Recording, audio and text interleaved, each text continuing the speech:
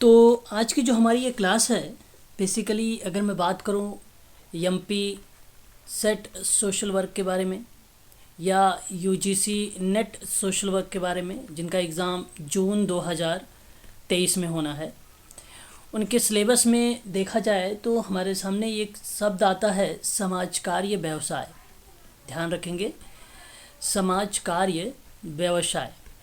ठीक है। तो कभी कभी हमसे पूछ लेता है कि समाज कार्य व्यवसाय का उद्विकास पर चर्चा करें, ऐसे क्वेश्चंस बनाए जाते हैं, है ना। सच समाज का जो है समाज कार्य उद्विकास, या आपसे पूछ लिया जाए कि व्यवसाय समाज कार्य पर टिप्पणी डाले, या आपसे ये भी पूछा जा सकता है कि अब्राहम फ्लेक्शनर ने जो चिकित्सकीय शिक्षा में सुधारक के रूप में जाने जाते हैं, उन पे आप दस्तावेज एक तैयार करें। इस तरीके से हमसे जो है प्रश्न आता है, पूछा जाता है एमएसडब्ल्यू और बीएसडब्ल्यू में भी। तो अगर एमएसडब्ल्यू और बीएसडब्ल्यू में अगर आप लोगों से प्रश्न आए तो आप किस तरीके से 250 से लेके 300 शब्दों में लिखना है आपको, कैसे।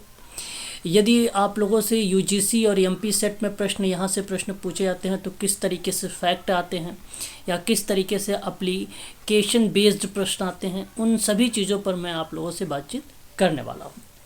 तो कॉपी पेन साथ में लेके बैठिएगा, क्योंकि मैं आप लोगों से कुछ इम्पोर्टेंट फैक्ट भी बताऊंगा यहाँ पे, है ना। देखिए, व्यवसाय, पहले तो हमें जान लेना ज़रूरी है कि व्यवसाय होता क्या है ना, जिसको हम लोग कहते हैं प्रोफेशनल, है ना, व्यवसाय। तो व्यवसाय एक प्रचलित शब्द है ना, या आप ये कह लीजिए कि एक पद है ना, जिसको जनसाधारण सामान्यतः के रूप में अगर हम बात करें तो किसी रोज़गार हो गया, ठीक है, व्यापार हो गया, ठीक है, अथवा आप ये कह लीजिए कि कारोबार हो गया, है ना, कारोबार। इन संबंधों में हम बेसिकली व्यवसाय चीज़ को रिप्रेजेंट करते हैं, ठीक है। परंतु वास्तव में व्यवसाय शब्द का अंग्रेजी भाषा में अगर हम बात करें तो उसको हम लोग प्रोफेशनल बोलते हैं या प्रोफेशन कहते हैं, प्रोफेशन कहते हैं। इसका अर्थ होता है निरूपित करना। अगर हम बात करें आप लोगों से अर्थों के रूप में, तो इसका अर्थ होता है निरूपित करना। किसका अर्थ होता है निरूपित करना? प्रोफेशन का अर्थ होता है निरूपित करना, है ना। अब प्रोफेशन शब्द जो है वो लैटिन भाषा के बने हुए हैं। ये जो प्रोफेशन शब्द आप देख रहे हैं वो लैटिन भाषा के बना हुआ है। अब लैटिन भाषा में क्या शब्द यूज़ होता है, तो आप ध्यान रखिएगा, प्रोफेटरी यूज़ होता है। क्या यूज़ होता है? प्रोफेटरी शब्द जो है यूज़ होता है। ये ध्यान रखेंगे, आपको अप्लाई जो है एप्लीकेशन बेस्ड प्रश्नों में भी मिलता है और फैक्ट के रूप में भी मिलता है आप लोगों से। और प्रारंभ में इसका अर्थ था जीवन संबंधी किसी बात के लिए प्रतिज्ञा करना। तो जो प्रोफेटरी का अर्थ होता है वह बताता है प्रतिज्ञा करने से। किससे? प्रतिज्ञा करने से। ये भी आपको ध्यान रखना होगा, ठीक है। अब यहाँ बात है कि किसी बात के संबंध में जब सार्वजनिक रूप से घोषणा करने के लिए किया जाता है तो वह प्रक्रिया प्रोफेशनल हो जाती है। तो ध्यान रखिएगा, व्यवसाय शब्द की जो अंग्रेजी है वो प्रोफेशनल होता है। इसके अर्थ में अगर हम निरूपित करने की बात करें तो वहाँ पे एक लैटिन भाषा यूज़ होती है, प्रोफेटरी, है ना। इसका अर्थ होता है जीवन संबंधी किसी बात के लिए प्रतिज्ञा करना, या आप ये कह लीजिए कि किसी बात के संबंध में सार्वजनिक रूप से घोषणा करना, है ना। यह बेसिकली आप लोगों से ये कुछ फैक्ट है जो आपको ध्यान रखना चाहिए। चलिए हम बात करते हैं, यहाँ पे देख लीजिए कि समाज कार्य एक विकसित व्यवसाय है जिसका निश्चित ज्ञान, प्रविधियाँ तथा कौशल होते हैं, या यहाँ पर आप कह सकते हैं कि जिन्हें सीखना प्रत्येक सामाजिक कार्यकर्ता के लिए आवश्यक है। और व्यावसायिक सामाजिक कार्यकर्ता में कुछ विशेषताएं भी होनी चाहिए, जैसे में प्रविधियों और कार्यविधियों से युक्त एक ऐसा ज्ञान जिसे शिक्षण और प्रशिक्षण द्वारा सीखा जा सके और जो सैद्धांतिक के साथ साथ व्यवहारिक भी हो सके। तो ध्यान रखिएगा, सामाजिक कार्यकर्ता के यानी प्रोफेशनल जो सोशल वर्कर होते हैं उनके लिए कुछ विशेषताएं पाई जाती हैं। एक तो ये कि उनको प्रविधियों के बारे में मालूम होगा, उनको क्रिया विधियों के बारे में मालूम होगा, उनको कौशल के बारे में मालूम होगा, उनको अगर हम बात करें तो उपकरण है, उपकरण के बारे में पता होगा, तकनीक है, तकनीकी के बारे में पता होगा, सिद्धांत है, सिद्धांत भी पता होगा, है ना। और उन्हें जो है शिक्षण और प्रशिक्षण दोनों दिया जाता है, यानी थ्योरेटिकल भी प्रैक्टिस होती है उनके साथ और प्रैक्टिकल भी कुछ चीज़ें होती हैं। तो दोनों चीज़ें लागू होती हैं एक व्यावसायिक सामाजिक कार्यकर्ता के लिए। तो शिक्षण और प्रशिक्षण दोनों चीज़ें होती हैं। ध्यान रखें, जहाँ अगर हम देखें थ्योरेटिकल के रूप में भी देखने को मिलता है और प्रैक्टिकल के रूप में मिलता है, तो हम ये बात कह भी सकते हैं कि सामाजिक कार्यकर्ता व्यवहारिक भी होता है। ठीक है, व्यवहारिक भी होता है। तो ये चीज़ें आपको लिखना होगा। जब आप लिखेंगे कैसे, तो पहले आप ऐसे लिखिए कि जो व्यवसाय शब्द है उसके अंग्रेजी भाषा में प्रोफेशनल कहते हैं और प्रोफेशनल लैटिन भाषा के प्रोफेटरी शब्द से बना हुआ है। और फिर बताइए इसका अर्थ क्या होता है। आप सार्वजनिक रूप से घोषणा करने के लिए इसके अर्थ में जाना जाता है। फिर उसके बाद आप बताइए कि जो समाज कार्य विकसित हुआ है वो व्यवसाय के रूप में विकसित हुआ है। एक व्यावसायिक सामाजिक कार्यकर्ता के अंदर निम्न टाइप की विशेषताएं होती हैं, जैसे उसके पास शिक्षण होते हैं, उसके पास प्रशिक्षण होता है, उसके पास क्रियाएं होती हैं, कौशल होता है, उपकरण होता है, ज्ञान होता है, टेक्निक होता है, सिद्धांत होता है। इनके माध्यम से उन्हें शिक्षण प्रशिक्षण के माध्यम से उन्हें क्या किया जाता है, एक प्रकार से व्यावसायिक बनाया जाता है। फिर उसके बाद उन्हें जो है सैद्धांतिक के साथ साथ व्यवहारिक भी क्रिया विधियों से रिलेट कराना पड़ता है। तो ये एक प्रकार से हो जाता है व्यावसायिक सामाजिक कार्यकर्ता की कुछ प्रमुख विशेषताएं।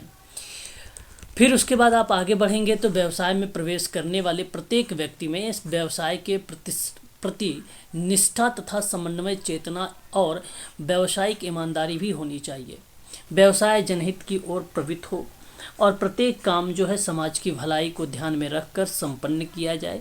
विधियां अन्य व्यवसाय की भांति समाज कार्य की भी कुछ विधियां विकसित हैं और उनका परीक्षण भी हो चुका है। जैसे कि आप देख सकते हैं समाज कार्य में दो टाइप की प्रणालियां हैं, या आप ये कह लीजिए कि दो टाइप की विधियां हैं, है ना। आप एक टाइप जानते हैं प्राथमिक, दूसरी तरफ आप जानते हैं द्वितीयक। द्वितीयक को ही हम लोग क्या बोलते हैं, सहायक भी बोलते हैं, है ना। ये बात आपको पता है और ये बातें W.A. फ्रिडलैंडर ने कहा है ना। ये बात आप भी जानते हैं, वाल्टर एंड्रियास फ्रिडलैंडर। तो इसके अंतर्गत केस वर्क आता है, यहाँ पर लिखा हुआ है। उसके बाद आपका ग्रुप वर्क आता है, ये देख सकते हैं। उसके बाद आपका कम्युनिटी वर्क, या आप ये कह लीजिए कि कम्युनिटी ऑर्गेनाइजेशन, ये भी आपका शामिल किया जाता है। तो ये तीन जो है ऊपर की, ये प्राथमिक प्रणाली में या प्राथमिक विधियों के अंतर्गत आ जाते हैं। वहीं अगर हम बात करें सहायक में या द्वितीयक में, तो आप देख सकते हैं एक आता है आपका सोशल एक्शन, उसके बाद सोशल वेलफेयर एडमिनिस्ट्रेशन आता है और एक आता है सोशल रिसर्च। तो सामाजिक क्रिया और समाज कल्याण प्रशासन और समाज कार्य शोध, ये तीन जो आते हैं, इन तीनों को हम लोग सहायक विधि के रूप में या द्वितीयक विधि के रूप में या गौड़ विधि के रूप में हम लोग जानते हैं। ठीक है। उसके बाद अगर हम बात करें तो देख सकते हैं समाज कार्य का जो कार्य क्षेत्र है, समाज कार्य का विस्तार नए क्षेत्रों में भी किया जा रहा है, जो सामाजिक संबंध और मानवीय आवश्यकताओं और समस्याओं पर निर्भर है। जो कुछ इस प्रकार से है समाज कार्य के क्षेत्रों पर, जैसे बाल विकास है, आपका महिला विकास एवं सशक्तिकरण है ना, ये भी आपको ध्यान रखना होगा, सशक्तिकरण है। फिर उसके बाद युवा विकास है, सामाजिक प्रतिरक्षा है, सामुदायिक विकास है, बाधितों के लिए जो है कल्याण सेवाएं हैं, चिकित्सकीय और मन चिकित्सकीय आप कह लीजिए, या आप मनोचिकित्सकीय भी आप बोल सकते हैं समाज कार्य में। फिर कमज़ोर वर्गों के लिए व्यक्तियों का विकास है। तो जो समाज कार्य का क्षेत्र है उसी पर ये बेसिकली आधारित है या निर्भर है। ठीक है। तो इतनी बात आप लोगों को समझ में आ गई। अभी तक मैंने क्या क्या बातें बताई हैं कि एक व्यवसाय के बारे में बताया है आपको, और फिर वहीं मैंने रिलेट कराया है कि एक व्यावसायिक सामाजिक कार्यकर्ता की क्या क्या विशेषताएं होती हैं। फिर उसके बाद मैंने बताया है कि इन्हीं विधियों और व्यवसाय की भांति ही समाज कार्य की भी कुछ विधियां विकसित की गई हैं, जैसे कि आप देख रहे हैं जिनका परीक्षण होता है। आप देख सकते हैं एक प्राथमिक है और एक द्वितीयक है। ठीक है। फिर उसके बाद मैंने बताया आप लोगों से कि यही जो विधियां हैं, या आप ये कह लीजिए कि जहां हम इसको यूज़ में लाते हैं, तो कुछ क्षेत्र हैं जैसे सामाजिक संबंध और मानवीय आवश्यकताओं पर जो है समस्याओं पर निर्भर है। तो आप देख सकते हैं कुछ मैंने 8 टाइप की यहाँ पे जो है समस्याओं के बारे में भी जिक्र कर दिया है। तो ये आप लोगों को ध्यान रखना पड़ेगा। तो एक बार बताइए, क्या ये आप लोगों की इतनी बातें स्पष्ट हो गई हैं? Yes sir. अब देखिए, इसी के बारे में हम लोग आगे बढ़ेंगे और भी चीज़ें जानने का प्रयास करेंगे। और फिर उसके बाद अगर हम बात करें तो समाज कार्य में आप देख सकते हैं व्यवसाय शब्द का प्रयोग मैंने अभी शुरुआत में ही आप लोगों से बता दिया कि किसी रोजगार हो या व्यापार हो या कारोबार हो, उसके के संदर्भ में लगाया जाता है। परंतु वास्तव में व्यवसाय शब्द की उत्पत्ति अंग्रेजी प्रोफेशन शब्द से हुई है। प्रोफेशन शब्द जो है लैटिन भाषा के प्रोफेटरी शब्द से बना हुआ है, आप यहाँ पे देख रहे हैं। प्रारंभ में इसका अर्थ जो था जीवन संबंधी किसी बात के लिए प्रतिज्ञा करना, है ना, या आप ये कह सकते हैं प्रतिज्ञा करना, अथवा किसी बात से संबंध में सार्वजनिक रूप से घोषणा करने के लिए किया जाता है। 13वीं शताब्दी में व्यवसाय शब्द का अर्थ जो है क्रमशः इस तरीके से था, धार्मिक परायणता और शूरवीरता के आदर्श के प्रति धारणा में धीरे धीरे परिवर्तन आ गया। तो यानी 13वीं शताब्दी के अंतर्गत जो है परायणता एक शब्द है और एक शूरवीरता या शूरवीरों की वीरता के संदर्भ में यूज में लाया गया था। आप जानते हैं धार्मिक, अगर हम बात करें परायणता शब्द के बारे में, इसका मीनिंग क्या होता है पता है आपको?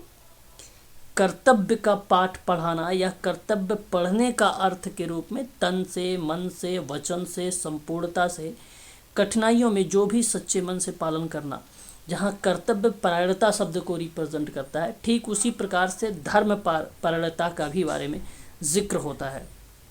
ठीक है, तो धर्म परायणता में धार्मिक में जो है धर्म चीज़ों को रिलेट करेगा, है ना। धर्म परायणता का अर्थ हुआ कि धर्म में निष्ठा, धर्म परायण वह है जो धर्म में निष्ठा रखता हो, उसे धार्मिक परायणता कहा जाता है।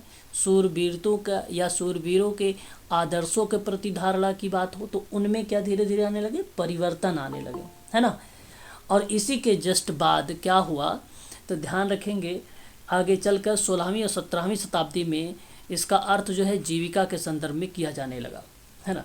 मतलब इसके बाद इस शब्द के अर्थ में या इस शब्द के अर्थ के प्रति धारणा में सैने यानी धीरे धीरे क्या आने लगे, परिवर्तन आने लगे। यहाँ तक कि 16वीं 17वीं शताब्दी में इसका जो प्रयोग हुआ वो जीविका के अर्थ में किया जाने लगा।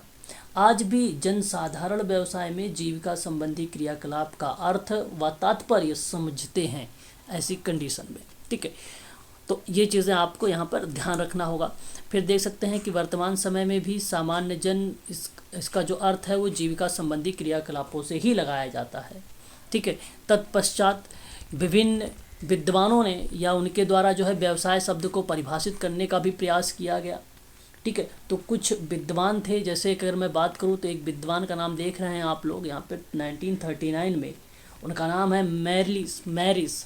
ठीक है, मैरिस द्वारा परिभाषित किया गया कि व्यवसाय एक व्यापार है जो व्यक्ति से व्यक्ति के रूप में सभी के साथ समान व्यवहार करता है और उन व्यापारों से भिन्न है। ठीक है, जो मनुष्य की अपनी व्यावसायिक क्षेत्र में अन्य किसी बाह्य आवश्यकताओं और अवसरों का प्रबंध करता है। वो बेसिकली किसको रिप्रेजेंट करता है, व्यवसाय समाज कार्य को रिप्रेजेंट करता है। तो ध्यान रखेंगे मेरिस महोदय की जो डेफिनेशन है वो काफ़ी इम्पोर्टेंट है, हम लोगों से इससे प्रश्न भी एग्ज़ाम में जो है देखने को मिल सकते हैं मेरिस महोदय से। ठीक है, मेरिस की परिभाषा क्या है, अगर आपसे पूछा जाए तो आप कहिएगा कि व्यवसाय एक ऐसा व्यापार है जो व्यक्ति से व्यक्ति के रूप में सभी के साथ समान व्यवहार कर रहा होता है, सभी के साथ समान व्यवहार कर रहा होता है, वो व्यवसाय समाज कार्य कहलाता है। ठीक है, इतनी बात स्पष्ट है, एक बार क्लियर करिए। सर प्लीज एक बार दोबारा एक्सप्लेन कीजिए। देखिए, मैंने आपसे कहा कि समाज कार्य व्यवसाय के बारे में जब प्रश्न आए, परिभाषा पूछे मैरिस के, तो मैरिस ने ये कहा था कि व्यवसाय एक ऐसा व्यापार है जो व्यक्ति से व्यक्ति के रूप में ना सभी के साथ समान व्यवहार करता है और उन व्यापारों से भिन्न है जो मनुष्य की अपनी व्यावसायिक क्षेत्र से अन्य किसी बाह्य आवश्यकताओं और अवसरों का मैनेजमेंट करते हैं, है ना। तो उन चीज़ों से रिलेट कराया है, यानी एक प्रकार से इसने व्यवसाय शब्द को रिलेट कराया है। अगर हम बात करें तो व्यवसाय शब्द को इन्होंने रिलेट कराया है। ठीक है, इस चीज़ को आप लोग जो है ध्यान रखेंगे। क्लियर है, एक बार स्पष्टीकरण करें तो फिर मैं आगे बढ़ूँ। जी सर। चलिए, ठीक है। उसके बाद अगर हम बात करें यहाँ पे तो आप देख रहे हैं, कहता है कि वर्तमान समय में व्यवसाय का अर्थ इसी संदर्भ में जो है लिया जाने लगा और इसके माध्यम से कार्य क्षमताओं और व्यावसायिक कुशलताओं का विकास किया जाने लगा। समाज कार्य के प्रशिक्षण हेतु सर्वप्रथम सुप्रसिद्ध संस्था New York school of social work की स्थापना हुई, अमेरिका में की गई और फ्रीडलैंडर ने अपनी पुस्तक concept and methods of social work में व्यवसाय की विशेषताओं का भी उल्लेख किया है। ठीक है, तो ये 2-3 नाम हैं। पहली बात तो आपको ये चीज़ें ध्यान रखनी होगी कि समाज कार्य के प्रशिक्षण हेतु सर्वप्रथम एक सुप्रसिद्ध संस्था है जो न्यूयॉर्क की है और संस्था का नाम भी ध्यान रखना है, स्कूल ऑफ सोशल वर्क है। उस संस्था का क्या नाम है? New York school of social work है। ठीक है, ये काफ़ी इम्पोर्टेंट है। सन 1898 में इसकी स्थापना हुई थी। नोट करना है तो नोट कर लीजिए, है ना, हर जगह ये सारे फैक्ट नहीं मिलते हैं। न्यूयॉर्क में सन 1898 में इसकी जो है स्थापना हुई थी। ठीक है, एक बात तो ये ध्यान रखेंगे। और फिर उसके बाद एक किताब आई वॉल्टर एंड्रियास फ्रीडलैंडर की। उस किताब का नाम था concept and method of social work, है ना, सोशल वर्क। और अगर आपसे प्रश्न पूछे ये किताब किस वर्ष में आई है, ठीक है, तब आपका जवाब क्या होना चाहिए, ज़रा बताएंगे आप लोग ध्यान से। एक बार मैंने आप लोगों से इसके बारे में भी चर्चा कर रखा है, हालांकि आप लोगों से, है ना, तो ज़रा एक बार बताएं concept and methods of social work, है ना। वॉल्टर एंड्रियास फ्रीडलैंडर का नाम आता है, हर्बर्ट ब्लूमर का भी नाम हमें देखने को मिलता है। तो दोनों नाम यहाँ पर नोट कर लीजिएगा। हालांकि यहाँ पे फ्रीडलैंडर लिखा हुआ है, हर्बर्ट ब्लूमर का नाम नहीं लिखा हुआ है, लेकिन आप नोट कर लीजिए हर्बर्ट ब्लूमर का भी नाम। ठीक है, क्लियर हुआ? एक बार बताइए आप सभी लोग। जी सर। नोट कर लीजिएगा क्योंकि इम्पोर्टेंट है। और ये किताब अगर आपसे पूछे कब आया था तो आप बता दीजिएगा 1900, ये किताब की बात अगर हम करें तो 1958 में इस किताब के बारे में जिक्र हुआ था, concept and method of social work में। ठीक है, ये आप नोट कर लें जी। हर्बर्ट, सर आपने सेकंड वाले का क्या नाम बोला? Herbert Blumer, Herbert bloomer.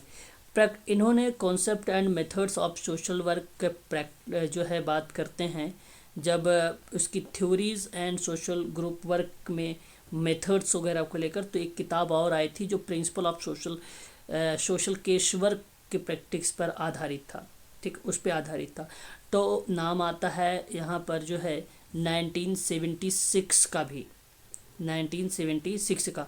परंतु आप नाम नोट कर लें, concept and method of social work का नाम वॉल्टर एंड्रियास फ्रीडलैंडर के अकॉर्डिंग तो 1958 ही आप लोगों से पेपर में पूछा जाएगा। ठीक है, वही आप सबके लिए करेक्ट रहेगा। ठीक है,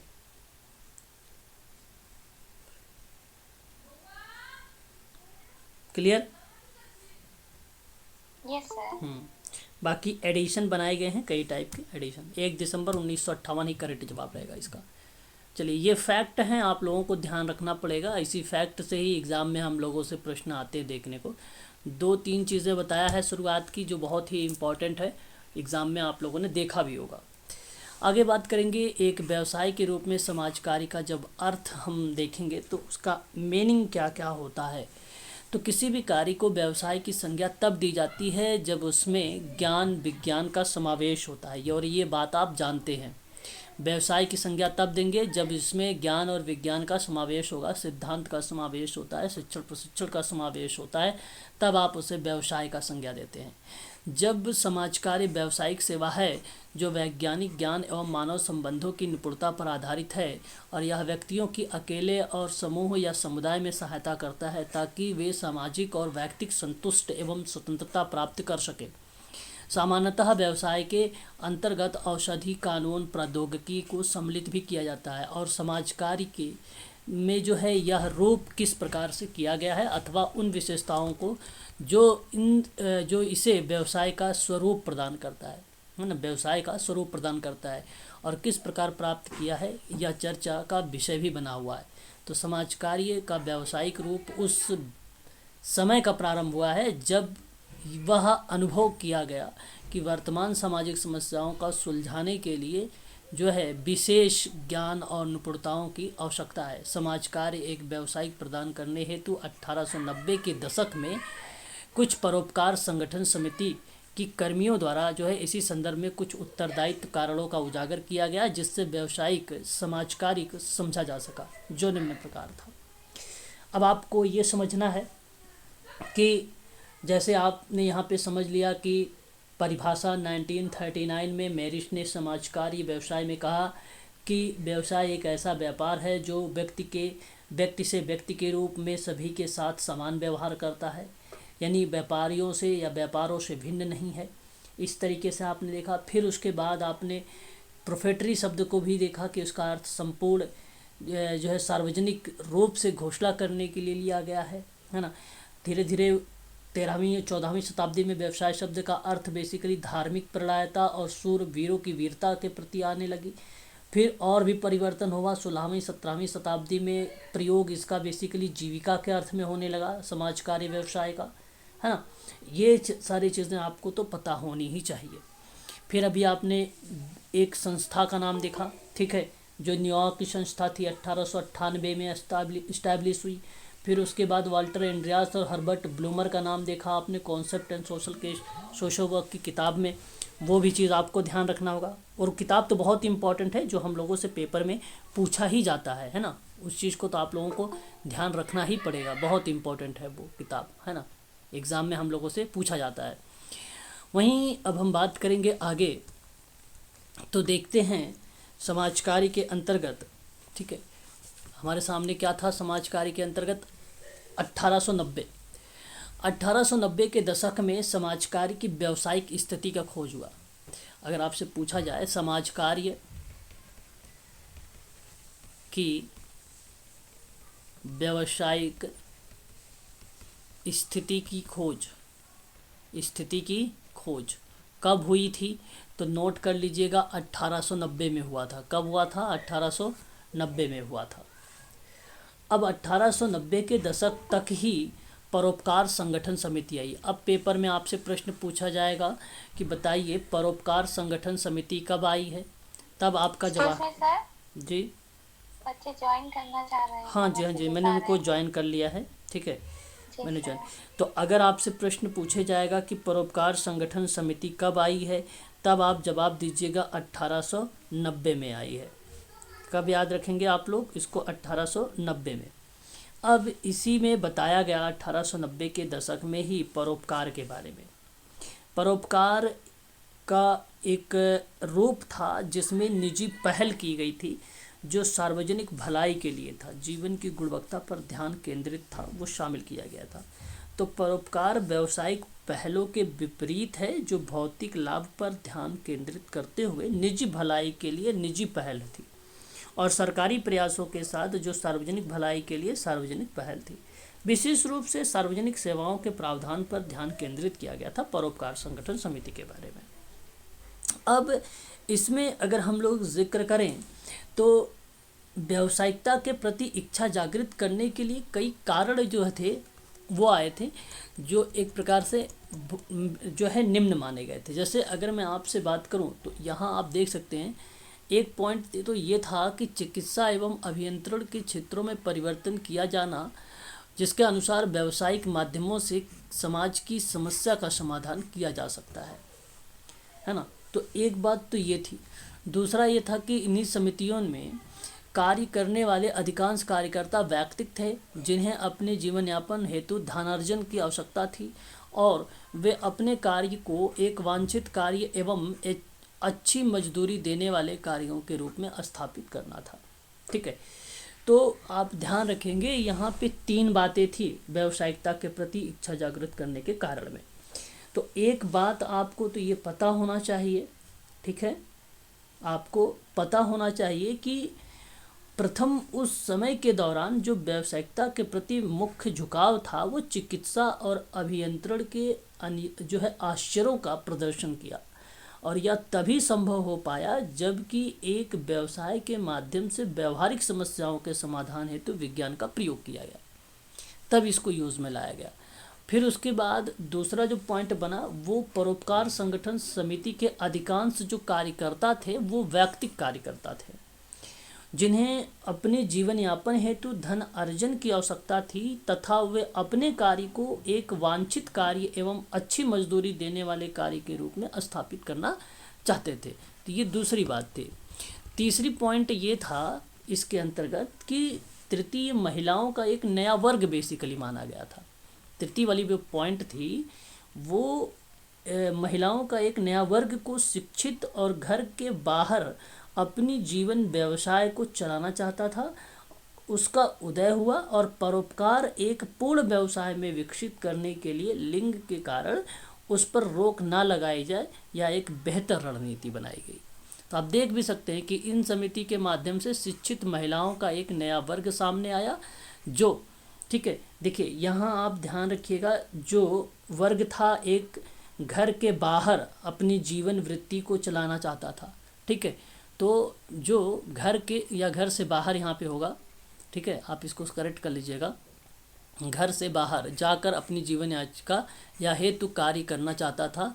अतः इस आधार पर लिंग संबंधी होने वाला जो भेदभाव था उनको रोकने की सहायता प्राप्त हुई और समाज कार्य की व्यावसायिक स्थिति को समझने हेतु कुछ विद्वानों ने निम्न सुझाव भी फिर देने शुरू कर दिए।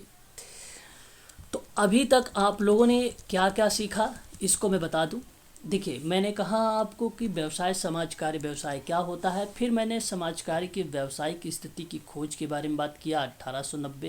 1890 में क्या था, परोपकार संगठन समिति थी, परोपकार संगठन समिति थी और इसके अंतर्गत 3 बातें थीं, जहां मैंने आपको चिकित्सा और अभियंत्रण के रूप में बताया एक जो प्रदर्शन हो रहा था। तीसरा मैंने कहा कि यहाँ पे अधिकांश जो कार्यकर्ता था वो बेसिकली व्यक्तिगत कार्यकर्ता थे जो जीवन यापन के लिए धन अर्जन की बात करते थे। और तीसरा मैंने बताया कि एक नया वर्ग था जो शिक्षित और घर के बाहर अपनी जीवन वृत्ति चलाना चाहता था, उसका उदय हुआ था, है ना, तीसरा। और यहाँ पे जो है भेदभाव वगैरह को रोकने के संबंध में किया गया था, वो तीसरी बात थी, ठीक है। तो मैंने 3 बातें बताई हैं, तीनों के तीनों आप लोगों को ध्यान रखना होगा। अच्छा, उससे पहले भी आपको ये भी ध्यान रखना होगा, पहली बात ये कि 1898 में क्या हुआ था, New York school of social work की स्थापना हुई। तो कहाँ पर हुई, तो वो अमेरिका में हुई थी, ये बात ध्यान रखिएगा। पहली बात अभी भी मैंने बताया है, समाज कार्य प्रशिक्षण के परिप्रेक्ष्य में सर्वप्रथम सुप्रसिद्ध संस्था थी। अमेरिका की सबसे पहली संस्था कौन सी थी, तो New York school of social work थी जो 1898 में आई थी। फिर मैंने मॉरिस के अकॉर्डिंग ये भी बता दिया कि 1939 में व्यवसाय समाज कार्य की परिभाषा क्या थी। 1939 में तो उन्होंने कहा कि व्यवसाय एक व्यापार है जो व्यक्ति से व्यक्ति के रूप में सभी के साथ समान व्यवहार करती है, वो व्यवसाय समाज कार्य होता है। और ये परिभाषा 1939 में मैरिस ने दिया था। फिर उसके बाद मैंने एक पॉइंट और बताया था वाल्टर एंड्रियास फ्रीडलैंडर के बारे में। मैंने कहा concept and method of social work, व्यवसाय की विशेषताओं पर उल्लेख एक किताब आई, वो किताब थी 1958 की, ये आप ध्यान रखना आप सभी लोग, है ना। फिर उसके बाद 1 दिसंबर 1958 फिर भारत में व्यवसाय समाज कार्य की शिक्षण प्रशिक्षण की जो शुरुआत हुई भारत में, तो आप ध्यान रखेंगे 1936 TISS का नाम, ठीक है। इतनी पॉइंट्स तो आप लोगों को ध्यान रखना है। फिर उसके बाद देखिए कुछ विद्वान थे, जिन विद्वानों ने अलग अलग तरीके से व्यवसाय समाज कार्य के बारे में जिक्र किया। तो जिसमें से एक विद्वान का नाम हमें देखने को मिलता है, उनका नाम है अब्राहम फ्लेक्सजनर या फ्लेक्शनर भी इनको कहा जाता है, याद रखेंगे, बहुत इंपॉर्टेंट नाम है ये। सोशल वर्क में UGC नेट हो या MP सेट हो या MSW BSW हो, इनसे ज़रूर पेपर में प्रश्न पूछे जाते हैं हम लोगों से, है ना। तो इनके बारे में अगर हम बात करें तो इन्होंने व्यावसायिक स्थिति पर बात किया था। किस पर बात किया था इन्होंने,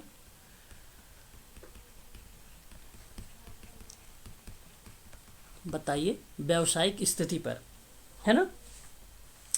तो यह प्रश्न है कि समाज कार्य वास्तव में एक व्यवसाय है ना, और सामाजिक कार्यकर्ता को करीब 1 शताब्दी से चुनौती बना हुआ था। तो समाज कार्य की व्यावसायिक स्थिति का जो मूल्यांकन वर्ष है, कौन सा वर्ष, मूल्यांकन वर्ष, वह वर्ष है 1915। अब्राहम फ्लेक्सनर ने किया था कि उनका निष्कर्ष तभी से समाज कार्यकर्ताओं के द्वारा मध्य गूंजने लगा। ठीक है, ये बात ध्यान रखेंगे। तो व्यवसाय समाज कार्य के संदर्भ में 1915 में अब्राहम फ्लेक्सनर के द्वारा समाज कार्य की व्यावसायिक स्थिति का मूल्यांकन किया गया।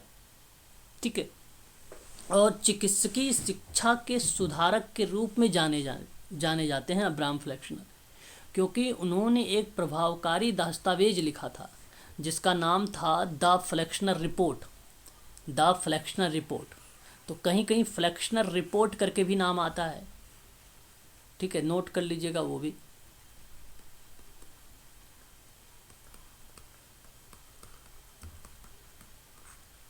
क्लियर? Yes sir. हाँ, 1915 में। अब 1915 में फ्लेक्सनर को national conference of social welfare में बोलते हुए, देखिए ध्यान से सुनिएगा, इन्होंने भाषण भी कहाँ दिया था। अगर पेपर में हमसे प्रश्न पूछा जाए कि 1915 में दी फ्लेक्सनर की रिपोर्ट कहाँ पर पेश की गई या आपको भाषण देने के लिए कहाँ पर बोला गया था, तो नोट कर लीजिएगा, national conference on social welfare.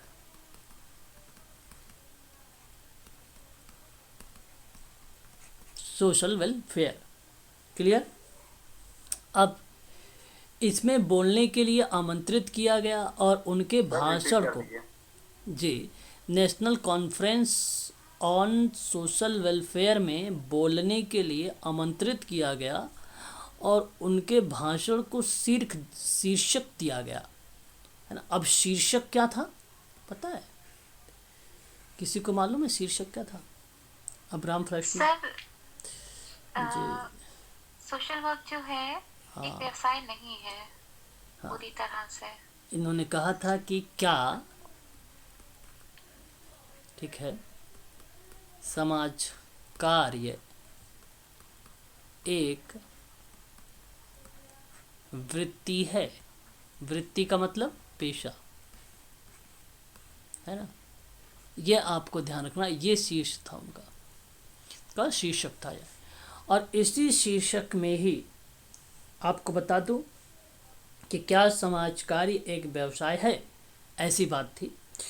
और यह फ्लेक्सनर के द्वारा बेसिकली एक दान एवं सुधार था, जो अभी अभी मैंने जिक्र किया है आप लोगों से, national conference of social welfare.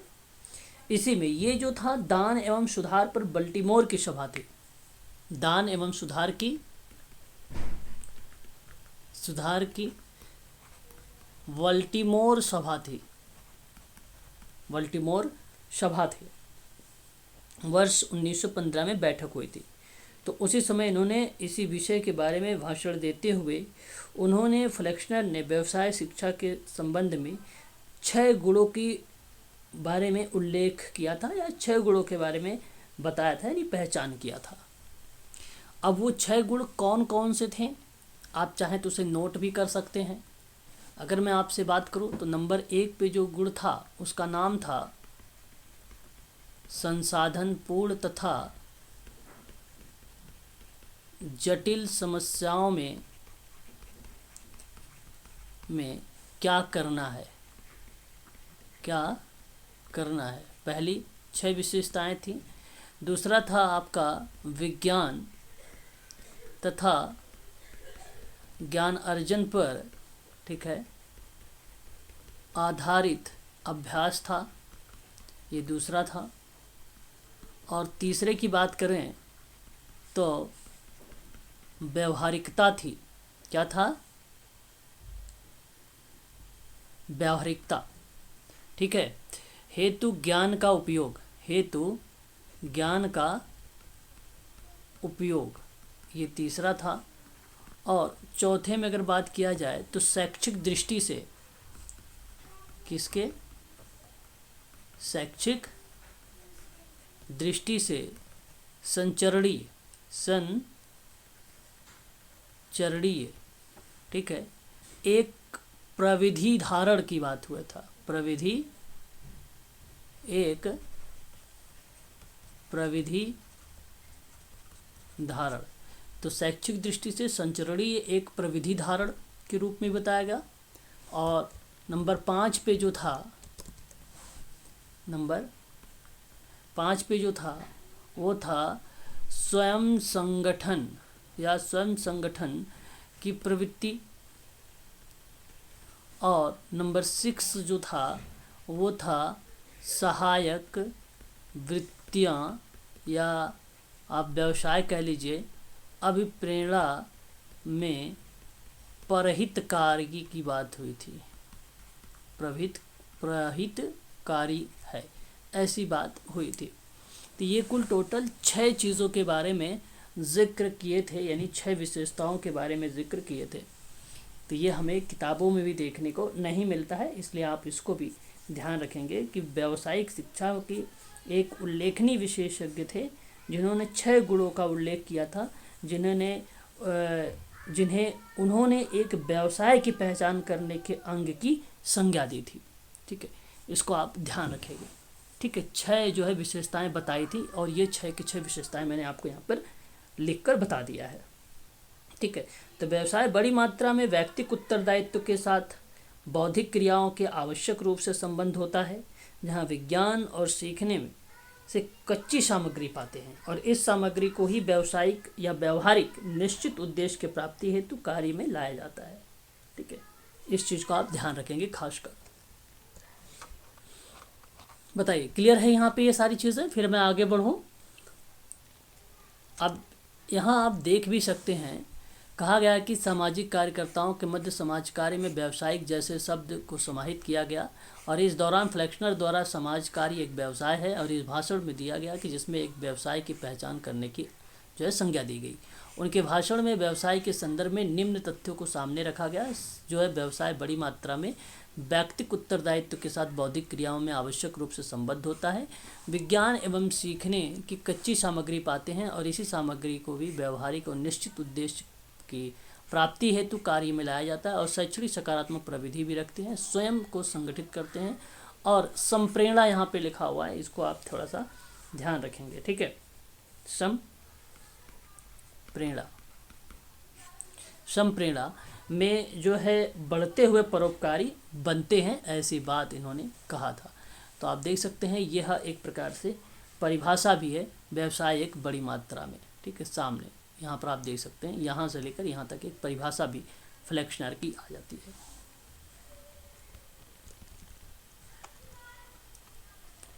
Clear है? एक बार बताइए।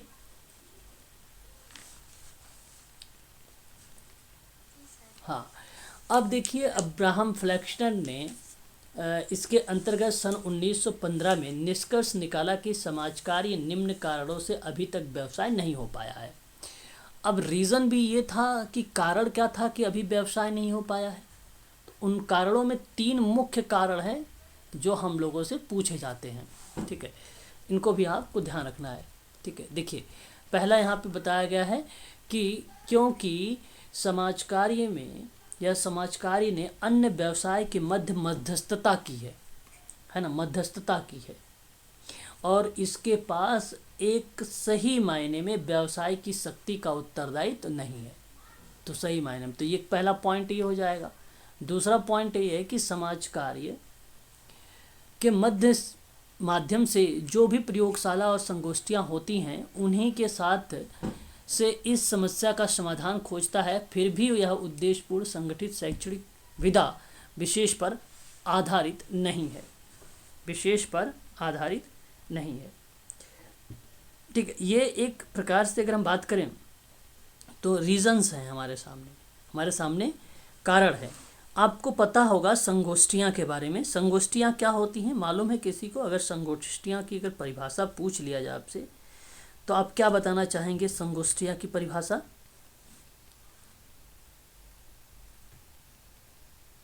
बताएं। ओके, कोई बात नहीं, भी मैं बताता हूँ। किसी बच्चों को नहीं पता है संगोष्ठियाँ क्या होती हैं? चलो मैं बताता हूँ। संगोष्ठियाँ, आपने सेमिनार जैसे शब्द को तो सुना ही होगा, है ना। इसका मतलब होता है कि कुछ घंटों का एक अनुशीलन सत्र होना। तो जब कभी बात होती है कुछ घंटों की, ठीक है, कुछ घंटों की अनुशीलन सत्र को, तो हम बेसिकली सेमिनार जैसे शब्दों को यूज करने लगते हैं, संगोष्ठी जैसे शब्दों को यूज करने लगते हैं। आपके निष्कर्ष और शोध के बारे में एक अनौपचारिक जो बातचीत होती है, ध्यान रखिए, औपचारिक नहीं अनौपचारिक, कौन सी बातचीत होती है? अनौपचारिकता वाली जो बातचीत होती है उन्हीं को हम लोग क्या बोलते हैं? संगोष्ठी कहते हैं। बस ये बात आप ध्यान रखेंगे खासकर, है ना। तो किसी विशेष विषय पर विचारों का जो आदान प्रदान करते हैं या एक वर्ग या संगठन में शक्तियों का एक छोटे समूह के रूप में जो परिभाषित होता है वही संगोष्ठी कहलाती है, ठीक है। और थर्ड पॉइंट ये था कि यह एक व्यवसाय है के लिए आवश्यक है, विशेषीकृत क्षमता को उच्च मात्रा में युक्त नहीं था क्योंकि उस समय समाज कार्य अभ्यास बृहद क्षेत्र में था। तो यह एक व्यवसाय के लिए आवश्यक विशेषीकृत क्षमता में उच्च मात्रा से युक्त नहीं था, क्योंकि उस समय समाज कार्य अभ्यास जो है बृहद क्षेत्र था। तो रीजंस ये थे। तो कारण क्या था कि जो अभी तक व्यवसाय नहीं हो पाया? 3 रीज़न थे। पहला रीज़न तो ये था क्योंकि समाज कार्य में अन्य व्यवसाय के मध्यस्थता करने लगा, अन्य के साथ भी काम करने लगा, और उसके पास सही मायने में व्यवसाय की शक्ति का उत्तरदायित्व ही नहीं रहेगा फिर सबके साथ काम करना। दूसरी बात ये बताया कि जब समाज कार्य अपने ज्ञान और समूह तथ्यों के विचारों का प्रयोगशाला, संगोष्ठी और प्रयोगशाला दोनों से प्राप्त होता था, फिर भी यह उद्देश्यपूर्ण संगठित शैक्षिक विधा विशेष पर आधारित नहीं बन पाई। हालांकि संगोष्ठी और प्रयोगशाला पर आधारित था, रीज़न ये था कि उसके बावजूद भी ये समाज कार्य व्यवसाय नहीं बन पाया क्योंकि टेक्निक वगैरह यूज़ नहीं हो पाती थी, वैज्ञानिक विधि वगैरह यूज़ नहीं हो पा रही थी। और फिर तीसरा इन्होंने कहा कि विशेषीकृत क्षमता में उच्च मात्रा से युक्त नहीं था। कारण ये भी पता था कि अभ्यास बृहद क्षेत्र में था, रीज़न ये था, बड़ा क्षेत्र होने के नाते ये सही तरीके से काम नहीं कर पाया। तो फ्लेक्सनर ने व्यवसाय को स्वयं चेतना की तीव्र विकास को स्वीकार कर लिया और इस बात को माना कि समाजकार व्यवसायीकरण की प्रारंभिक अवस्थाओं में से था और समाज कार्यकर्ताओं को परोपकारी संप्रेरणा को और अच्छा कार्य करने के प्रति समर्पण की भावना का सराहना किया था, ठीक है। तो इस चीज़ के बारे में जिक्र हुआ था अब्राहम फ्लेक्सनर के द्वारा, ठीक है। ये चीज़ आपको ध्यान रखना होगा। तो एक बार कंफर्म कर दीजिए कि अब्राहम फ्लेक्सनर की बातें आप सबको समझ में आ गई है, क्योंकि अब्राहम फ्लेक्सनर से एग्ज़ाम में हमारे सामने प्रश्न जरूर पूछे जाएंगे, ठीक है। अब ध्यान से सुनिए अब्राहम फ्लेक्सनर के बारे में। अगर पेपर में आप लोगों से अब्राहम फ्लेक्सनर से सवाल आएंगे तो नोट ये करिए कि सबसे पहली बात तो ये आपको ध्यान रखना है कि व्यावसायिक स्थिति पर फ्लेक्सनर का विचार कब आया? तो 1915 में आया, पहला कीवर्ड्स। दूसरी बात आपको ये ध्यान रखना है, यहाँ पे इन्होंने जो है एक दान और सुधार पर बल्टीमोर की सभा हुई थी, बैठक हुई थी, ठीक है। उसमें ये बात हुई थी 1915 में कि भाई क्या समाज कार्य व्यवसाय है, इस पे जिक्र हुआ था। और ध्यान ये रखिएगा कि दी फ्लेक्सनर रिपोर्ट कब आई? तो दी फ्लेक्सनर रिपोर्ट 1915 में आई।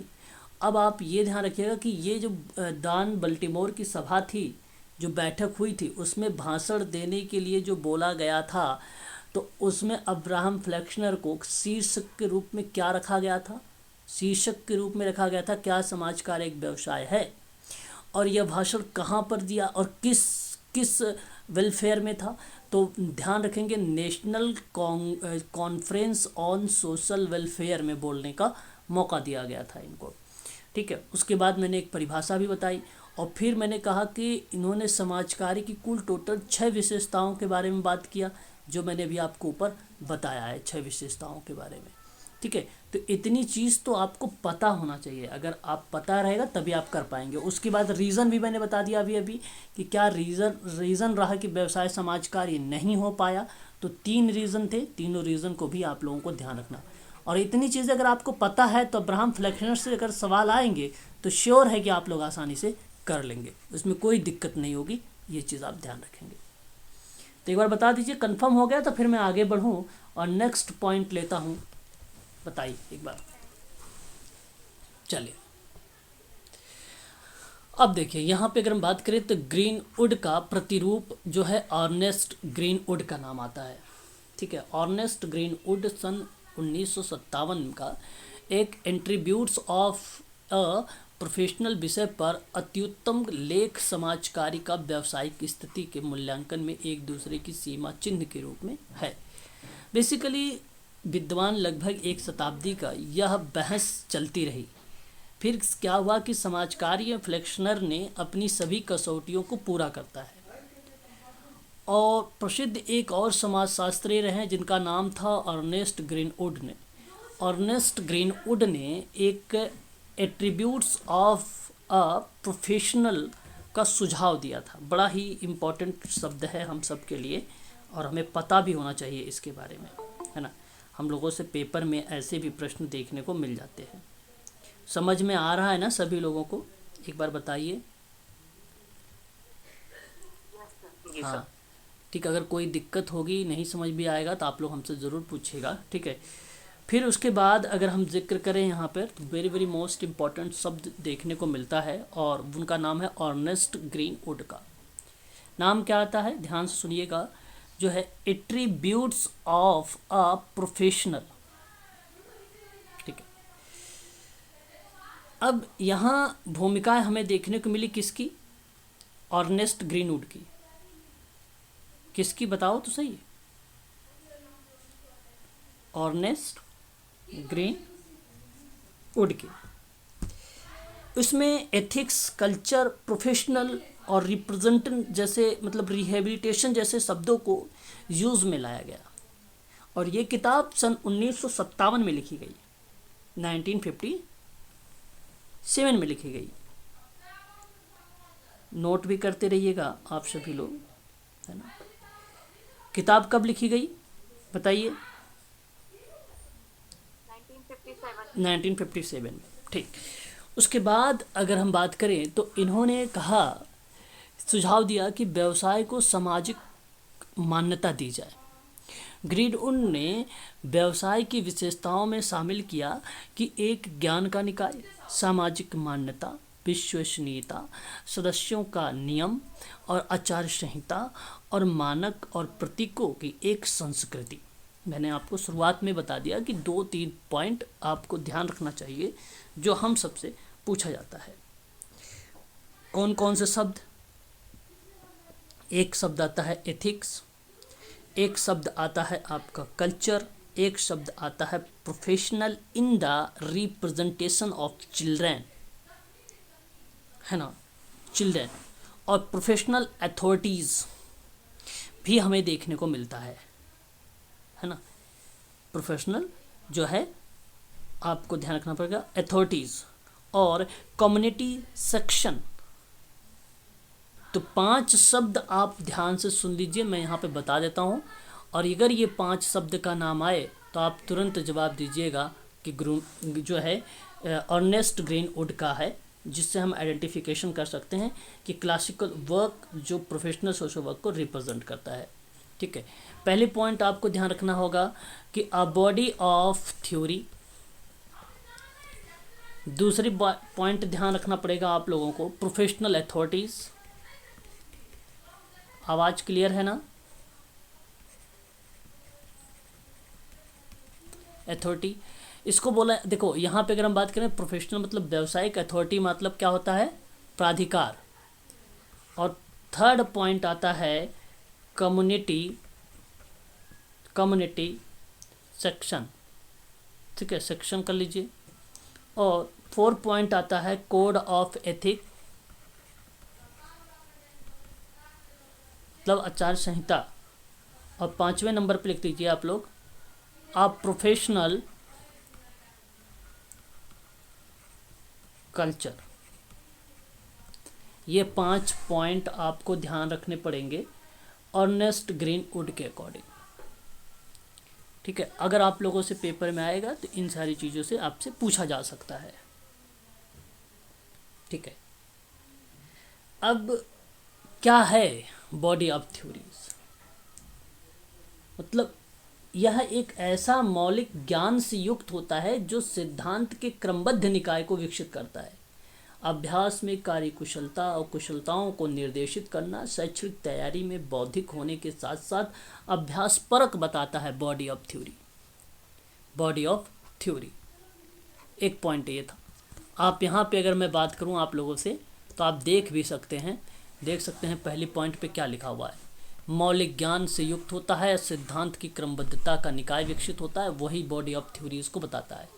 दूसरे पॉइंट पे कहता है व्यावसायिक प्राइस और सेवा जो है व्यावसायिक संबंध में विश्वसनीयता, व्यावसायिक निर्णय और सक्षमता का प्रयोग पर आधारित होता है। मतलब टोटल मैंने अभी आपको बताया ना, जो व्यावसायिक प्राधिकरण है, अथॉरिटीज़ है, प्राधिकरण यहाँ पे आप लिख लीजिए, प्राइस के बजाय क्या लिख लेंगे, प्राधिकरण, अथॉरिटी, ये आपका पॉइंट है। तीसरी पॉइंट पे मैंने क्या आपसे लिखवाया था कि व्यवसाय अपनी सदस्यता, व्यावसायिक अभ्यास, शिक्षा, निष्पत्ति, मानक और नियमित और नियंत्रित करने की शक्ति से युक्त होता है, जो समुदाय नियामक शक्तियों और व्यावसायिक सुविधाओं का अनुमोदन करता है, यानी स्वीकार करता है, उसको रिप्रेजेंट करता है। तो यहाँ मैंने किस शब्दों को रिप्रेजेंट करवाया था, कम्युनिटी शब्द को लिखवाया था। कम्युनिटी नियामक, नियामक का मतलब आप कंस्ट्रक्शन जो सेक्शन होता है उसको रिलेट कर सकते हैं थर्ड पॉइंट पर। 4 पॉइंट पे क्या था, व्यवसाय लागू करने के योग्य स्पष्ट क्रमबद्धता एवं बंधने वाली नियामक आचार संहिता से युक्त होता है। तो कोड ऑफ इफेक्ट जो मैंने लिखवाया था अभी, एथिक्स लिखवाया था, वो चीज़ रिप्रेजेंट होता है। फिर एक व्यवसाय औपचारिक और अनौपचारिक समूहों में संगठनात्मक जाल के अंतर्गत मूल्य और सिद्धांत, प्रतीक और संस्कृति के द्वारा जो है निर्देशित होता है। तो मैंने आपको जो 5th पॉइंट लिखवाया था वो आप प्रोफेशनल कल्चर लिखवाया था, जो इसको रिप्रेजेंट करता है 5वें पॉइंट को। ठीक है, तो मैंने पॉइंट्स वाइज जो पॉइंट बताए हैं उसको भी आप लोगों को ध्यान रखना पड़ेगा। ठीक है, तो आप देख सकते हैं लिखित प्रतिरूप का प्रयोग करते हुए वर्ष 1957 में ग्रीनवुड का विचार था कि समाज कार्य पहले से एक व्यवसाय था और यह अन्य प्रकार के विभाजन योग्य करने वाले प्रतिरूप के साथ समरूपता में बहुत से बिंदुओं को जो है युक्तता है या एक प्रकार को शामिल करता है। समाज कार्य व्यावसायिक स्वरूप, भारतीय संदर्भ में यदि हम समाज कार्य के संदर्भ में अध्ययन करें तो प्रतीत होता है कि भारतीय समाज कार्य किसी न किसी रूप में अमेरिका और इंग्लैंड के समाज कार्य की ही देन मानी जाती है, और व्यावसायिक समाज कार्य में अमेरिका इंग्लैंड की अपेक्षाकृत भारतीय समाज कार्य अपेक्षा अधिक व्यावहारिक मान्यता प्राप्त कर चुका है। और इसके बावजूद भी भारत में व्यावसायिक समाज कार्य अपने आप सार्थक साबित किया गया है, क्योंकि यह एक ज्ञान और विज्ञान पर आधारित है ना। व्यवसाय के अन्य सभी गुणों पर जीविका में विद्यमान है, जो कि व्यावसायिकता के श्रेणी में आता भी है। इसी संदर्भ में समाज कार्य की गंभीरता या गंभीरता पूर्वक दृष्टिपात करने से स्पष्ट हो जाता है कि समाज कार्य में वे सभी गुण की विशेषता विद्यमान है, जिसके आधार पर उसे एक व्यवसाय के रूप में स्वीकार करता है ना। तो इस चीज़ को आप लोगों को ध्यान रखना पड़ेगा। ठीक है, अब उसके बाद निम्नलिखित आधारों पर समाज कार्य व्यवसाय के जो है अधिक स्पष्ट के रूप में हम इसको समझ सकते हैं। जैसे कि आपको पता है वैज्ञानिक ज्ञान क्रमबद्धता के सिद्धांत पर आधारित है, और ये बात मुझे बताने की ज़रूरत नहीं है और आप लोगों को अच्छे से मालूम है इसके बारे में, मैंने कई बार आपको बता चुका हूँ। ठीक है, इसके अंतर्गत कई पॉइंट्स आते हैं, इन पॉइंट्सों को भी आप लोग देख सकते हैं कि भाई सिद्धांत पर आधारित है ये। ठीक है, प्रविधि और जो प्रणालियाँ हैं उस पर आधारित है। समाज कार्य का जो क्षेत्र है आपको अभी भी मैंने बताया है भाई, बाल विकास है, महिला सशक्तिकरण है, युवा कल्याण है, वृद्धों का कल्याण, ग्राम विकास, नगरीय विकास, अनुसूचित जाति, अनुसूचित जनजाति, परिवार कल्याण इत्यादि जो है क्षेत्र पे देखने को मिलता है। फिर सामाजिक समस्याएं कौन कौन सी हैं आप देख सकते हैं, अपराध है, बाल अपराध है, मद्यपान है, मादक द्रव्य सेवन है, भिक्षावृत्ति, वैश्यावृत्ति, बेरोजगारी, जातिवाद इत्यादि जो है व्यावसायिक समाज कार्य में कार्य किया जाता है इन समस्याओं पर भी। ठीक है, फिर उसके बाद है निपुणताएं, प्रविधियां हैं, इस पे भी आधारित है समाज कार्य, ये बात आपको अच्छे से पता है ना। फिर व्यवसाय समाज कार्य शिक्षा है, समाज कार्य की शिक्षा जो है अलग से व्यवसाय के रूप में जो है इसकी व्यवस्था की गई है। तो इसकी शिक्षा का स्नातक उत्तर और PhD हो गया, स्नातकोत्तर हो गया है ना। फिर उसके बाद यह शिक्षा जो है विश्वविद्यालय के विभाग तथा स्वतंत्र रूप से कार्यरत समाज कार्य विद्यालय के माध्यम से दी जाती है। ठीक है, आने वाले टाइम में हम लोग इस पर भी जिक्र करेंगे। फिर उसके बाद व्यावसायिक संगठन है, व्यावसायिक संगठन के बारे में मैंने आपको पहले भी बता रखा है, देख सकते हैं यहाँ पर। वैसे तो जैसे जैसे समाज कार्य का विकास हुआ वैसे वैसे इसके व्यावसायिक संगठन भी बनते गए। तो व्यावसायिक संगठन का जो कार्य समाज कार्य के व्यवसाय के स्तर पर ऊंचा उठाया गया और कार्यकर्ता में उच्चतर योग्यता, क्षमता, निपुणता का विकास होने लगा।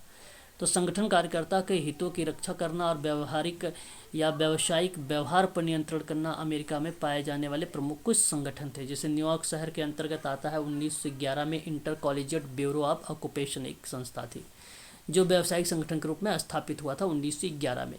शैक्षणिक समुदाय में स्वीकृति पाने के प्रयास करने के उद्देश्य से समाज कार्य शिक्षकों और व्यावसायिक संघों के निर्माण के लिए परस्पर को आगे बढ़ाया गया। तो American association of medical social workers जो 1918 में आया, the national association of medical social workers 1919 में, the association for the study of community organisation 1946 में जैसे संगठनों का उदय हुआ।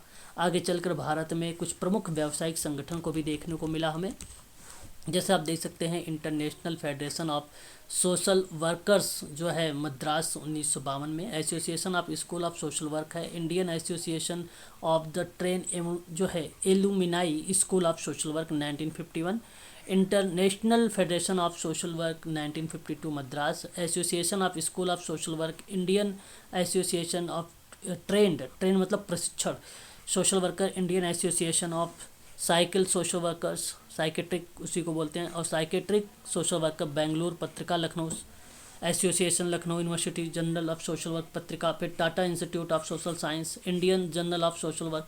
तो ये जो है समाज कार्य के रूप में धीरे धीरे, शिक्षा के रूप में धीरे धीरे विकसित होने लगे, है ना। तो इस तरीके से हमने देखा जो भारत में समाज कार्य व्यवसाय की प्रक्रिया थी उसके बारे में हम लोगों ने यहाँ पर पढ़ा है। मैंने इससे पहले आप लोगों की एक क्लास लिया था कि भारत में जो समाज कार्य है उसका किस तरीके से विकास हुआ है, वहाँ पर जो जिक्र किया था वही चीज़ें यहाँ पर आपको देखने को मिली हैं। ठीक है, इस चीज़ को आप लोगों को ध्यान रखना पड़ेगा। ठीक है, एक बार स्पष्ट करिए। और आप ध्यान रखेंगे, यहाँ पर मैं 2-3 बातें आप लोगों को बता भी देना चाहता हूँ जो इम्पोर्टेंट है, हम लोगों को एमपी सेट और यूजीसी नेट सोशल वर्क में आप लोगों से मिल सकता है। उन चीज़ को आप यहाँ पे नोट कर लीजिए, उसके बारे में जिक्र कर देता हूँ आप लोगों से। भारत समाज कार्य की जब बारे में बात होती है हमारे सामने, तो सबसे पहला नाम तो आपको TISS के बारे में पता होना चाहिए, Tata institute of social science है। इसका पहले नाम था sir Dorabji graduate of social work करके नाम रखा गया था। ठीक है, और ये जहांगीर रतन दादा भोय ने ही इसकी स्थापना की थी, इसलिए आप लोग इसका नाम इसी तरीके से भी आप याद रखेंगे, है ना, इसके बारे में। ठीक है, और उसके बाद अगर हम बात करें आप लोगों से, तो इसके जो प्रथम निर्देशक रहे हैं डॉक्टर मॉन्सर्ट रहे हैं और इसकी स्थापना 1936 में हुई थी। समाज कार्य शिक्षा की जो पुनरीक्षण समिति आई थी, वो सबसे पहली पुनरीक्षण जो समिति थी प्रथम वाली वो 1965 थी, द्वितीय वाली 1980 थी, तृतीय वाली 1999 की थी। ये थी आपके। और इसके अतिरिक्त जो है कुछ इंडियन जर्नल्स आए थे, जैसे कि मैंने आपको पहले भी बता रखा है कि India journal of social work की जब बात होती है, इंडियन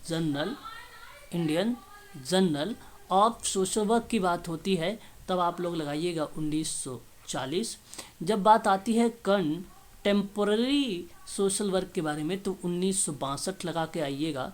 जब आपसे पेपर में पूछा जाए पर्सपेक्टिव ऑफ सोशल वर्क करके तो 1984 लगा के आइएगा।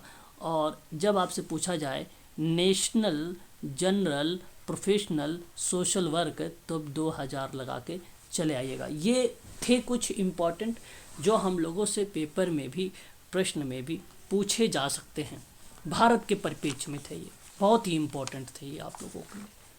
ठीक है, याद रहेगा। एक बार बताइए आप सभी लोग। ये व्यावसायिक संगठन के रूप में जो है इनका विकास हुआ है, और ये इसलिए ये जो है पेपर में हम लोगों से पूछे भी जाते हैं, ऐसा नहीं कि नहीं पूछे जाते हैं। Sir Dorabji Tata graduate of school of social work 1936 में आया था, मुंबई में आया था, अमेरिकन मिशनरी मॉन्सर्ट की सहायता से किया गया था, ये बात आपको पता होना चाहिए। और सामाजिक कार्यकर्ताओं को प्रशिक्षित करने हेतु प्रथम संस्था यही थी। और ध्यान रखेंगे sir Dorabji Tata school of social work जो है बाइकटला क्षेत्र में नागपाड़ा मुंबई में स्थापित है। अब मान लो बाइकटला मुंबई आप सभी लोग जानते हो, है ना, अब ये भी आप नोट कर लीजिएगा, बाइकटला क्षेत्र है और कहाँ पर है तो नागपाड़ा में है। ये दूसरा फैक्ट है, मुंबई तो आपको पता ही है ना। ठीक है, अब इसका नाम जो है टाटा इंस्टीट्यूट है, Tata institute of social science रखा गया है, ये भी नाम आप लोगों को पता होना चाहिए। ठीक है, क्लियर रहेगा। एक बार कंफर्म करिए आप सभी लोग, बताएं। जी सर। भूलना नहीं है, क्योंकि हम लोगों से पेपर में ऐसे प्रश्न भी देखने को मिलते हैं, इसलिए हमें इन सारी चीज़ों को याद रखना है ना, भूलना नहीं है। ठीक है, चलिए, तो आज के लिए बस इतना ही रखते हैं। अगर किसी के मन में कोई डाउट वगैरह है तो आप पूछ सकते हैं, है ना। अगर आपसे इंदौर में समाज कार्य संस्था की बात पूछेगा तो 1950 लगाइएगा। लखनऊ में अगर आपसे पूछेगा तो 1949 लगाइएगा। दिल्ली में पूछा जाएगा तो 1946 लगाइएगा। और जब आपसे काशी समाज विज्ञान संस्था के बारे में पूछेगा तो 1947 लगाइएगा। ठीक है, तो नोट कर लीजिएगा आप लोग। काशी का बात आती है तो 1947 की होती है, दिल्ली की बात होती है तो 1946 की बात होती है, इंदौर की बात होती है तो 1950 की बात होती है, लखनऊ की बात होती है तो 1949 की बात होती है। तो ये भी पॉइंट्स हैं जो हमें ध्यान रखना चाहिए। परिवर्तित नाम कब हुआ, तो आप 1945 को याद रखिएगा। इसका नाम परिवर्तन कब हुआ, जो Dorabji Tata graduate of social work का नाम परिवर्तन की बात आई है 1945, आप नाम ध्यान रखेंगे, है ना। 1945 नाम आप लोग ध्यान रखेंगे सभी। ठीक है, क्लियर रहेगा, बताइए। ये नाम आपको पता होना चाहिए। और ये सभी प्रश्न जो हैं आपको एमपी सेट और यूजीसी नेट सोशल वर्क में हम लोगों से देखने को मिल सकते हैं, है ना। इम्पोर्टेंट क्वेश्चंस हैं, इसलिए आप लोगों को ये भूलना नहीं चाहिए। और एक पॉइंट मैं आप लोगों को लिखवा देना चाहता हूँ, वहीं पर बता देना चाहता हूँ, इम्पॉर्टेंट है, इसको भी आप लोग ध्यान से सुन लीजिए सभी लोग, है ना। अगर आपको साइकेट्रिक डिपार्टमेंट पीजीआई के बारे में बात करें, साइकेट्रिक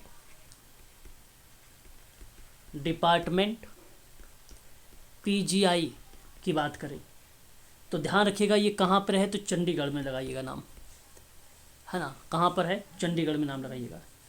आपसे बात करें इंडियन इंस्टीट्यूट ऑफ साइकेट्रिक की बात करें आप लोगों से, तो इसका नाम कहाँ पे लगाएंगे, रांची में नाम लगाएंगे। कहाँ पे नाम लगाएंगे, रांची में। और उसके बाद आपसे पूछेगा national institute of mental health की बात करेगा, तो ये कहाँ है, बेंगलोर में है। कहाँ पर है, बेंगलोर या बेंगलुरु कह सकते हैं आप। और एक नाम आप लगाएंगे Tata institute of social science, कहाँ पर है, मुंबई में है। ये नाम आपको ध्यान रखना होंगे। कुछ इम्पोर्टेंट्स नाम थे, है ना, कुछ इम्पोर्टेंट्स नाम थे जो हमारे लिए जो है पेपर में देखने को मिल सकते हैं, ऐसे प्रश्न। ठीक है, और भी समय में जो है हम लोग चर्चा पर चर्चा करेंगे। आज जो है शाम को 6:30 बजे से आप सबकी क्लास रहेगी, वो भी इम्पोर्टेंट रहेगा। भारत में समाज कार्य का इतिहास पर बात होगी। ठीक है, भारत में समाज कार्य के इतिहास पे जिक्र होगा। ठीक है, जो बचे हुए पॉइंट्स इसमें हैं अभी, जैसे क्या क्या बचा हुआ पॉइंट्स है इसमें देख सकते हैं, अभी हम लोग देख लेते हैं। ठीक है, समाज कार्य व्यवसाय के रूप में स्थापित क्यों जो है किया जा रहा है। देखिए, समाज कार्य में अगर हम बात करें आप लोगों से कि क्यों व्यवसाय के रूप में स्थापित किया जा रहा है, ठीक है, तो इसके बारे में कल हम लोग जिक्र करेंगे। ये एक प्रकार का प्रश्न है, इस पे भी जिक्र कल करेंगे। और फिर एक प्रश्न आपको और मिलेगा जो भारत में समाज कार्य किन मुद्दों पर लक्षित है और समाज कार्य के मूल्य किन तथ्यों पर आधारित है, इन पर भी बात हम लोग कल वाली क्लास में करेंगे। ठीक है, इस पर भी बात कल वाली क्लास में होगी। फिर पूछा है समाज कार्य शिक्षा का विश्वव्यापी मानदंड के 9 विषय को शामिल किया गया है और उनका उल्लेख करें। 9 विषय कौन कौन से हैं, इन 9 विषयों के बारे में भी कल हम लोग जिक्र करेंगे। ठीक है, इतनी क्लासेस जो है हम लोग 3-4 पॉइंट पढ़े हैं, बहुत ही इंपॉर्टेंट पॉइंट है, इन पर हम कल जिक्र करेंगे। ठीक है सर, इसका लिंक ग्रुप में सेंड कर दीजिएगा। ठीक है सर, बिल्कुल, अभी मैं इसको लिंक भी आपके ग्रुप में शेयर कर दूंगा। ये था समाज कार्य व्यवसाय के बारे में। ठीक है ना, चलिए।